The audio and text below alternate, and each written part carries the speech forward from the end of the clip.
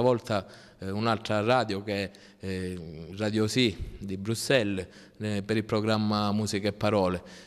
Per me, sai, è una cosa diciamo anche di una piccola importanza, nel senso che le poesie così riescono ad andare anche all'estero tramite questo canale, e poi alcuni dei nostri connazionali e corregionali magari si riescono anche a sentire per qualche istante anche a casa, sentendo la poesia in dialetto, in lingua, o che parla di posti e luoghi dove ci sono le radici.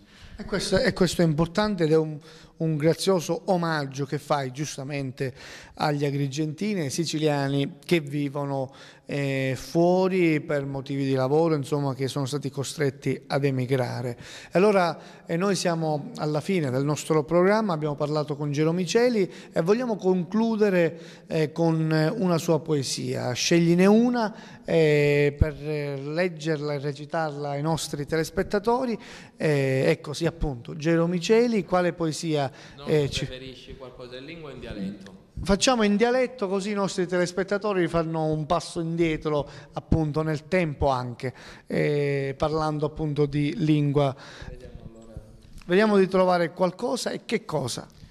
Io leggerei una poesia che è stata premiata dall'Accademia del Convivio qualche anno fa, e dato che si è parlato di impegno civile, sociale, si intitola Parlocuttia.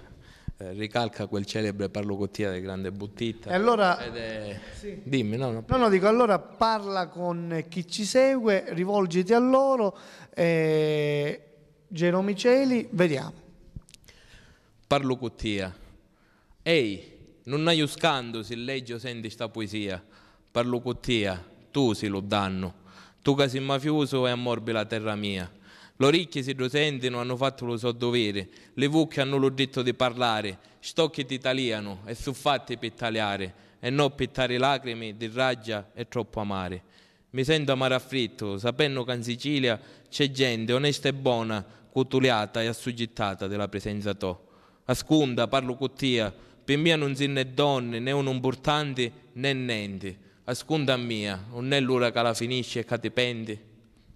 Ecco, in effetti l'impegno sociale di Gero Miceli in questa poesia Parlocuttia è naturalmente rivolta ai criminali, ai mafiosi, ad un invito che sappiano che non sono né donne, non contano poi così tutta quest'area che magari vorrebbero darsi, e che sono una minoranza in Sicilia destinata a perdere, lo diciamo. Come diceva Falcone, anche la mafia, essendo un fattore umano, finirà. Ecco, vedete la poesia che rientra nei temi, nei grandi temi sociali, e Gero Miceli lo fa, nonostante, come dicevamo, la giovanissima età. Si occupa di impegno, grazie ai suoi scritti, ricordiamolo, ha pubblicato cori, promotore di numerose iniziative. Allora grazie di cuore a Gero Miceli. Noi vogliamo da te che appena pubblichi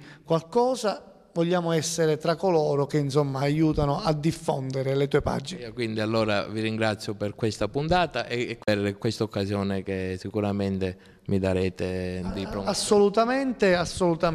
Allora grazie ancora a Gero Miceli, e grazie a tutti voi che ci seguite come sempre. Io vi ricordo, dietro le nostre telecamere, Diego Marchese Ragona. Grazie di cuore, e con le parole di Shakespeare, come la civetta di giorno compare, concludiamo questa puntata proprio con gli occhi di questa civetta.